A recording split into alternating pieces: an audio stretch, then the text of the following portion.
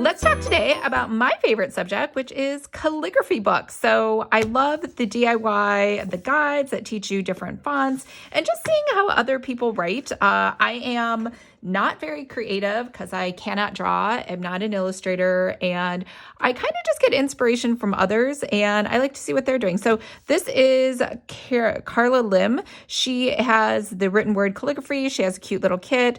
I do think her style isn't really like my style. I mean, it's not ugly. It's just not something I would want to emanate. However, I think that she does an excellent job of putting together books and guides and just packaging everything like very high end and making it look way nicer than some people who kind of just throw things in a box. So A+ for branding. I think she does an amazing job at that. And let's see what she has. So she has 3 different styles. Again, not really anything I really like, but maybe you like it. You know, everyone's a little different. She has some information on nibs. So lots of basic information, some information on inks, on paper, on getting your tools ready, on dipping them in ink, and all great stuff. How to write, a step-by-step guide, uppercase alphabet.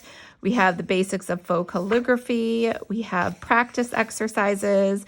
We have lowercase letters, always easiest to learn. I mean, I still am like very intimidated by uppercase letters.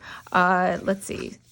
We're going to go through the P's, the Y's. Now we're getting to the uppercase. And again, this is her style, not necessarily like the style that I like. But again, you know, you got to start somewhere and then you can start making your own styles. And then connecting lowercase to lowercase, writing your name, connecting uppercase to lowercase. And then she has some fun projects, hopefully, to work on. I'm saying hopefully, I haven't opened this. Okay, creative cards for every occasion. Cheers to the year. Oh no, you have to draw. I can't draw. I can't water paint either. And looks like there's some water painting involved. Plus, water painting all of a sudden makes the page, you know, like warps it and stuff. Tips and tricks, desert-inspired get well soon card. And let's see, festive gold holiday card. So I do like that she has some examples for you for projects. Again, that's not something I would put together. Not my style. I can't draw. I mean, that's a good draw. Maybe I could draw that rainbow. That doesn't look too hard. All right, a baby rainbow card, elegant embossed monogram stationery set, instructions on your scoring device, all you need to know about addressing. Oh, envelopes. This is where you can actually make some money in calligraphy, is if you do wedding envelopes or just envelopes for anybody who wants them done. And personalized bridesmaid cards and gift boxes and gift cards, monochromatic wax seal place cards. And what else? We have modern illustrated seating chart. We have a stylish floral box table number. We have handwritten natural linen fabric menu. That is actually really difficult to do. I don't even try to write on linen, especially because the first time I did it for someone, I had a typo and I was like, oh my gosh, I have a typo on your linen, which I know you're like, how do you have typos? I don't even know. Sometimes you just make typos. It's the craziest thing. And maybe it's because it's calligraphy and like I'm so concentrated on making them look pretty, I forget how to spell or something. I don't know. Diamond acrylic top table topper. So this nice. Okay, so use the pencil first. Take the protective film off. Use the stencil as a guide. Bespoke monogram. Just so you know, bespoke is like some UK British word for custom. So custom monogram and place card table runner. I don't know why. Whenever you start doing calligraphy, everyone says bespoke. Like, it will help justify your higher prices or just make it sound fancier when you say that instead of the word custom. Sleek botanical place card and menu. And floral hoop backdrop. These are cute.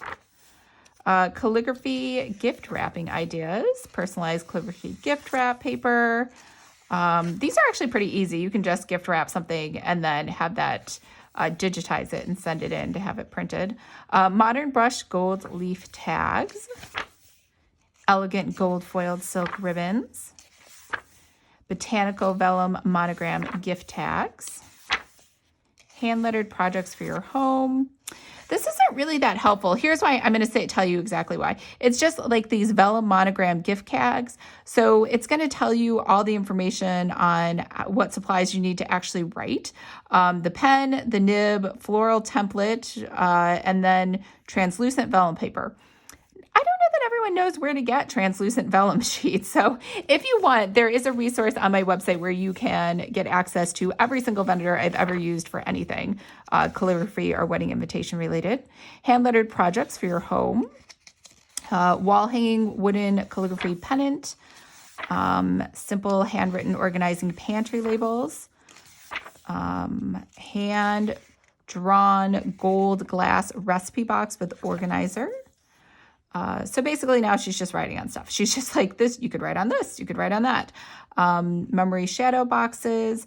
Again, I think the problem with this is she's not telling you how to actually write on some of these surfaces, which I think is a huge part that's missing, right? So pressed floral calligraphy phone case, clear case, white acrylic pens, okay, so she's telling you which pens that she would use. Although I really have bad luck with these white pens. They last for a minute. Some of them are defective, just so you know when you go to buy pens. Monogrammed handmade tea bags and gift set. And what else do we have? Hand-lettered amber bud flower vase. And dishes. Let's see, marbled Christmas ornaments. Which I think you'd have to buy these marbled. I don't think she's going to teach you how to, oh, here it is. Martha Stewart Crafts Multi-Surface Marbling Medium. Okay, so you'd have to go buy some Martha Stewart stuff. Oh, I see. So she does mix it together and then pours it over the rock to make it marbly. And it does sound normal that Martha Stewart would have those kind of things. And then more of this, which I always stay away from these projects because I'm not into water painting. Templates, she's saying you can find some on her site. I don't know if you have to pay for them. Craft supplies, acknowledgements, and that's it. All right, so this might be fun if you, I don't know, just to get some ideas on what to put calligraphy on. How about this book? The Ultimate Guide to Modern Calligraphy and Hand Lettering for Beginners. So let's see what they have in here. From JuneLucy.com. I've actually never heard of her. I just got this. I was like, this is the cutest cover ever. I like when people put different font styles together and make it all kind of come together in one. And again, this is something like I'm still struggling with. I'm not perfect. I can only kind of mimic like what I see others doing still at this point. I haven't been able to come up with like a lot of original things, but I do love the idea of like putting, see, there's like 1, 2, 3, 4, 5 different types of fonts. No, 6. And it all comes together beautifully. Whereas sometimes people are always like, oh, don't put that many fonts together. It won't look right. But I think this looks great. Let's move this over so you can see everything. All right, so now we have basic brush alphabet. So I don't think there was a table of contents. Yeah, she's just like, I'm just going to start doing stuff. Just gonna just show you her different letters. Now, I really like her style. I think these fonts are super cute, and I would definitely want to learn her fonts. So basic monoline alphabet.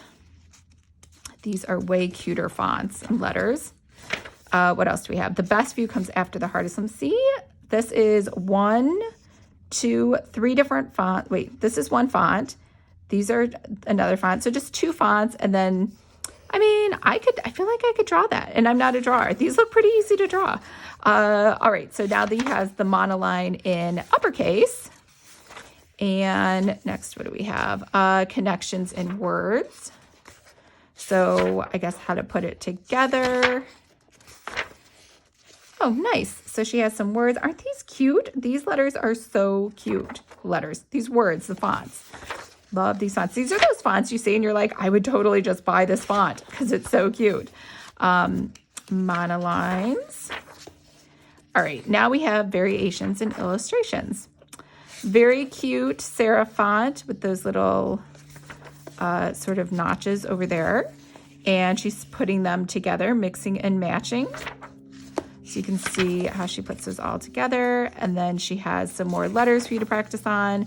And I don't know if you can see this. It's like very helpful. It tells you which way to start going as you get going on these letters. And then botanical long line drawings. We might skip the drawings, although these actually don't look too hard or too difficult for me. So, you know, but I say that now. I haven't actually tried them. Here we go. Very cute. 1, 2. So these are one font, and then this is the second font and the third. So 3 fonts all put together with a cute little arrow. Design composition, so composing a finished piece. So she's going to tell you how to actually do that. And yeah, these are all super, super cute. I love these. All right.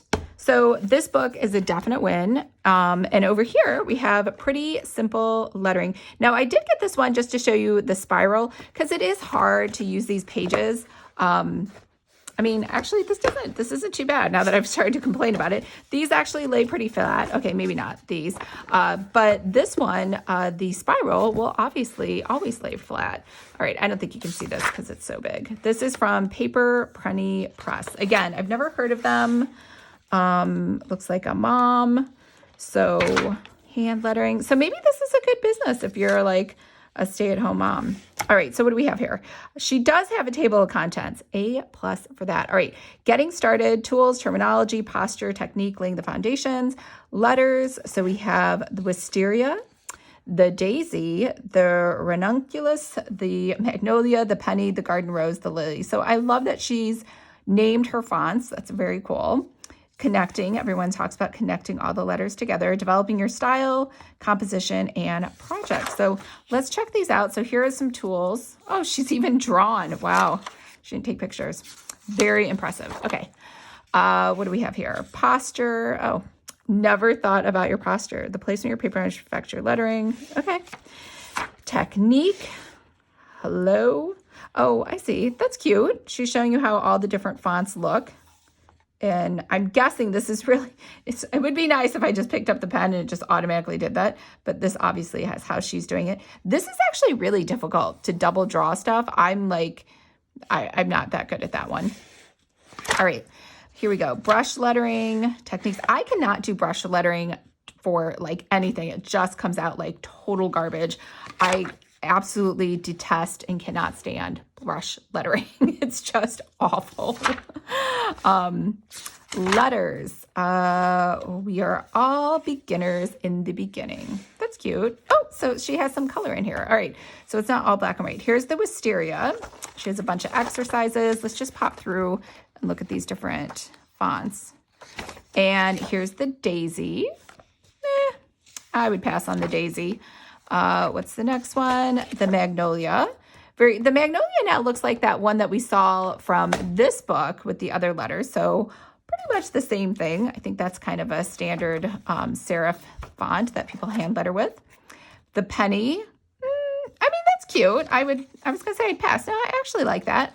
And what else? Was that the last one? I think the penny might have been the last one. Oh, nope, I was wrong. Now we have the lily. So this is a sans serif. And that's cute. I do like that. And then connecting. So just has some letters that she's putting together for you. Developing your style. How to. Letter variations. She's talking about flourishing. Composition. And it's funny because she's kind of just breezing over these because flourishing, I mean, there's a whole course that I've subscribed to, or many courses in flourishing because it's not easy. Composition and design. Okay, so now we're talking about how to put these all together. Very cute, those little accents. Design, again, could I draw that? Maybe, maybe not. You are my sunshine. So I like how she has started with something simple, but then ended with it a little bit more fancier. And what else do we have? And that's kind of it for designs. Here we go for projects. And, oh, I see. So she's basically made the project for you by adding a picture for you over here. So you can see it done on this side, and then you're supposed to copy it on that side. That's okay. and make today lovely. You are love one mother, love one another. I'm just making words up. Hold on to hope, and then some blank pages. Well, basically just 1.5, and that's pretty much it. So I would say out of all these books, this one is a definite winner. I love this one. I'm going to definitely keep this one. This one I'm going to return, and this one probably going to return that one too. Because I feel like these fonts are cuter. But let me know what you think. And again, it's just fun to check things out and see what you like. It's hard to find these usually at the bookstore. So this is pretty much the only way to get them, is to kind of order them on Amazon, check them out, see what's inside. So remember, if you would like to learn calligraphy, sign up for the wait list for my free course, Calligraphy 101. And I hope everyone's having a fabulous day, and I'll talk to you later. Bye.